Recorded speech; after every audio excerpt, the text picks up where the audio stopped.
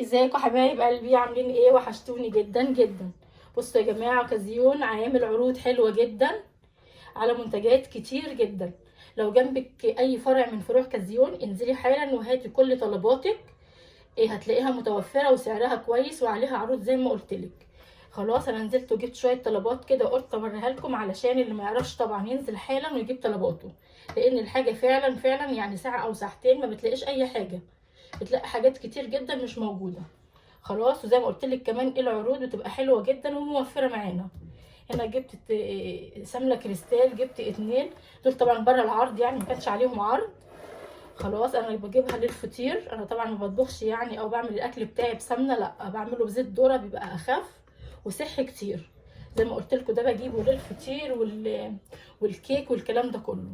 خلاص، بس اول حاجه عايزه اوريها لكم. بصوا يا جماعه، بس عشان المكان، دي فوطه لقيتها حلوه برده عندهم كده في العرض. تقريبا عامله 30 جنيه او 40 جنيه حاجه كده. بصي جميله وخامتها حلوه جدا. بصي خامتها حلوه جدا. هي مش اللي هي البشكير الكبير، لا دي فوطه صغنونه كده حلوه، يعني سعرها ايه معقول، مش غاليه. خلاص، وكمان كانوا عاملين عروض على المكرونه دي اللي هي اسمها لمتنا. الكيلو عامل 20 في العرض. بره العرض طبعا اكتر من كده. خلاص، انا جبت اكياس، جبتها كيلو، يعني ما جبتش النص والكلام ده، عشان طبعا الكيلو بيبقى موفر معايا. خلاص، جبت كده شويه منهم. جبت بقى اللي هي الصغيره دي بتاعت الشوربه وبتاعت الكشري المصري، وجبت اللي هي الفرن، يعني من كل نوع جبت كيسين.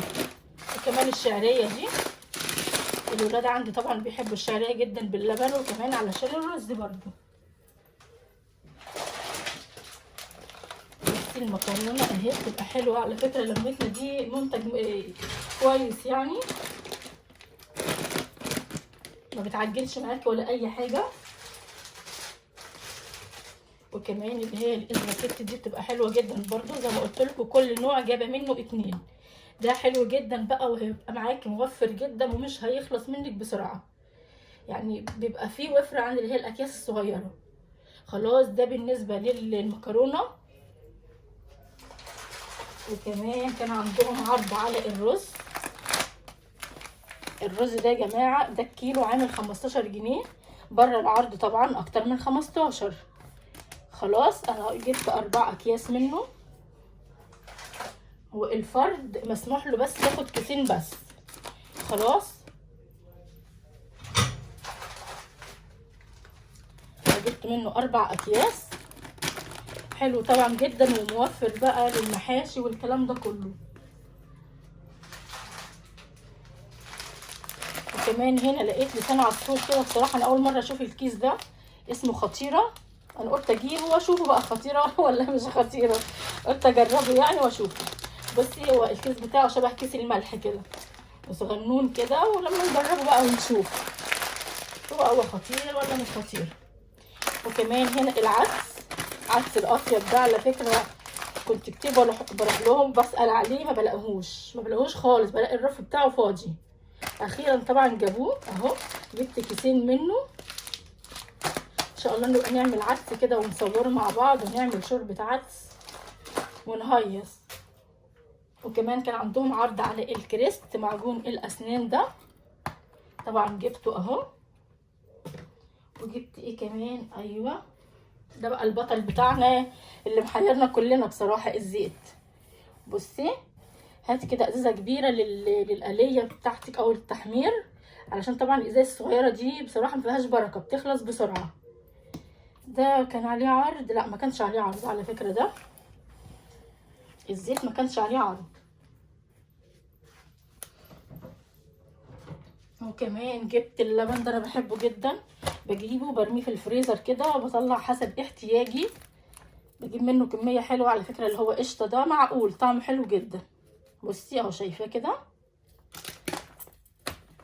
بجيب منه كذا واحد واخليه عندي في اي وقت، طبعا بيبقى موجود ومتوفر.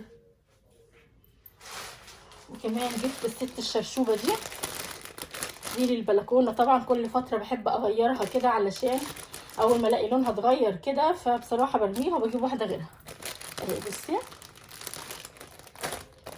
كمان جبت ايه، جبت المناديل دي يا جماعه اهي.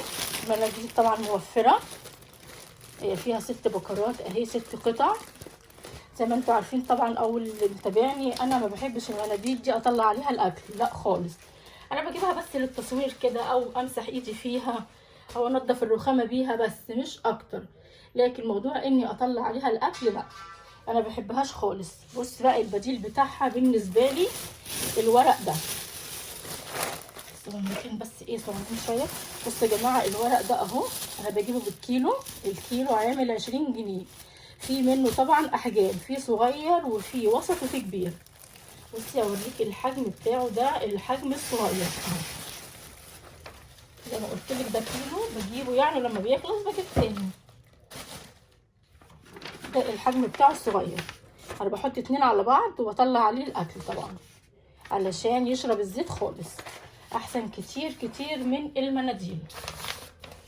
تقدري كمان تعملي سيرش كده على الانترنت وتشوفي خطورة المناديل دي بصراحة. فاحنا بصراحة مش ناقصين يعني، لا. وعلى ايه ده ارخص كتير حتى يعني، وهيبقى صحي اكتر. خلاص يا جماعة، اي حد طبعا دلوقتي جنبه فرع من فروع كازيون ينزل حالا وتجيبي كل طلباتك. دلوقتي هتلاقيها موجودة ساعة او ساعتين، مش هتلاقيها موجودة ومش هتلاقي العروض دي اصلا. خلاص، فانت كمان لو ست بيت شاطرة بقى وعايزة توفري انزلي حالا وهاتي طلباتك. انا جبته فقلت ايه يعني اوريلكم او نشوفها مع بعض، يعني نستفيد مع بعض. خلاص بس كده، ده كان فيديو النهارده. باي باي يا حبايبي.